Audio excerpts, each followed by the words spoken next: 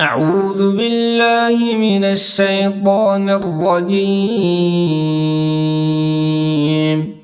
في قلوبهم مرض فزادهم الله مرضا ولهم عذاب أليم بما كانوا يكذبون.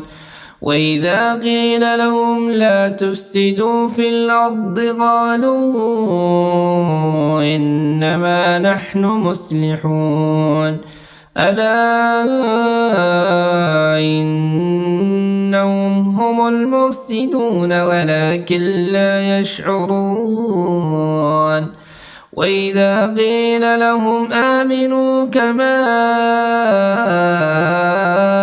آمن الناس قالوا ونؤمن كما آمن السفهاء ألا إنهم هم السفهاء